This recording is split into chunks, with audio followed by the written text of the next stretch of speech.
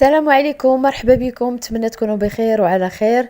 بما اننا على ابواب رمضان ان شاء الله في هذا لا فيديو غادي نقترح عليكم واحد المعسلات زوينين بزاف منسمين، كيجيو مورقين وخفاف، ما كيجيوش شاربين زيت نهائيا، ومنسبين بالنافع وحبة حلاوة، كيجيو زوينين بزاف ومورقين. كنتمنى هاد لا فيديو يعجبكم، بقاو معايا حتى الاخر ديال هذا الفيديو راه غير قصير باش تشوفوا المكونات والطريقه ديالو.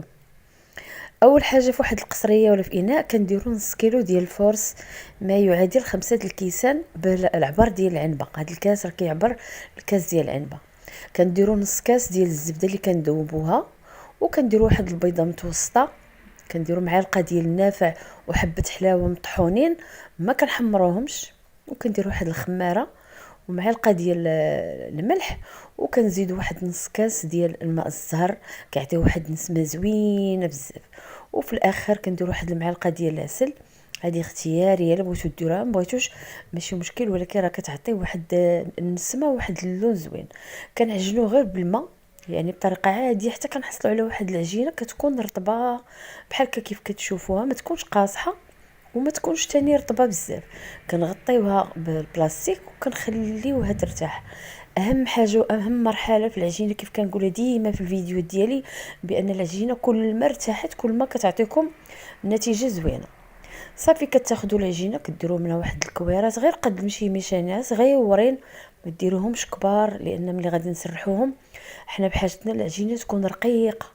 كناخذوا كل كويره كنسرحوها مزيان بالمدلك، وكنرشوا يا اما الفورس يا اما مايزينا اللي عندكم.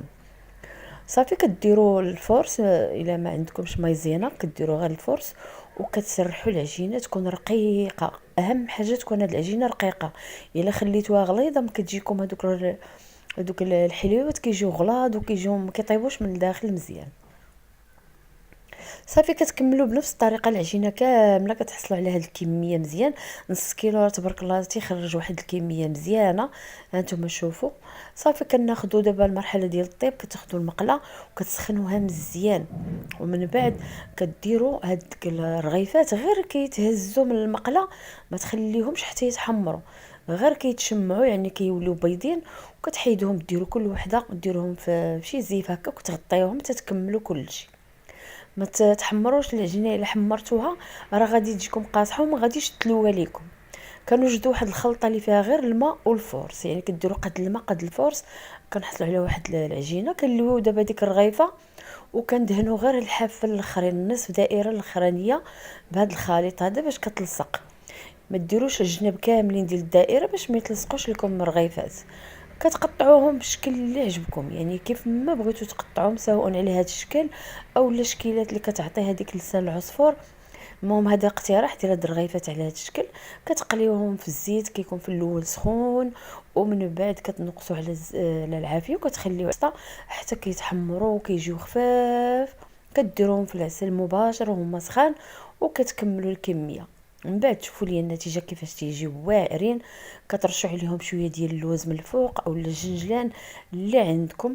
كنتمنى هاد لا فيديو تكون عجباتكم وتجربوا هاد الوصفه هذه، ان شاء الله غادي تعجبكم. وما تبخلوش عليا بلايكات ديالكم وتعليقات ديالكم. كنشكركم بزاف على المتابعه، وبسلام عليكم. فيديو جاي ان شاء الله.